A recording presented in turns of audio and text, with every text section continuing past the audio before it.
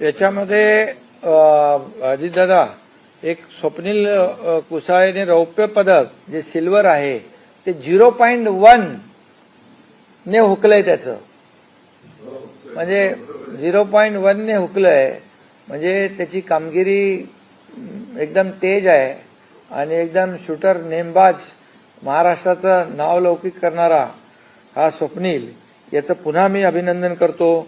आपल्या दीपाली देशपांडे आणि विश्वजित शिंदे यांचे अभिनंदन, त्यांच्या वडिलांचं, आईवडिलांचं, पालकांचे अभिनंदन.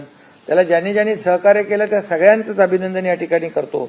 खरं म्हणजे स्वप्नील, तुला कांस्य पदक मिळाल्याने 13 कोटी जनतेच्या चेहऱ्यावर तू हास्य उमटवलं आहेस, त्यामुळे सगळे लोक खुश आहेत आणि यासाठी राज्य सरकारच्या वतीने जे जे काही सहकार्य करायचं अजितदादा देखील आता आपल्या मनोगतात त्यांनी उल्लेख केलेला आहे.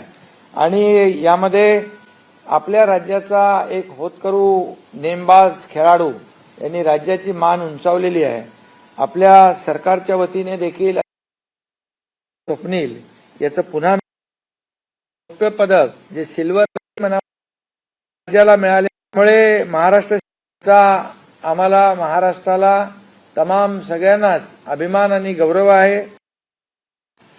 आणि म्हणून या 2024च्या स्पर्धेमध्ये कोल्हापूरच्या आपल्या स्वप्नील कुसाळेने एक इतिहास रचला आहे.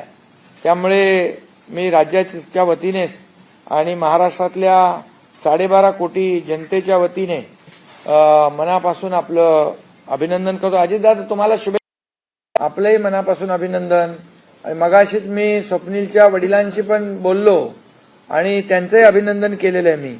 खरं म्हणजे पॅरिस ऑलिम्पिकमधले तिसरं आपल्या राज्याला मिळालेलं मेडल आहे आणि राज्यातलं आपलं पहिलं आहे, देशामध्ये तिसरं आहे.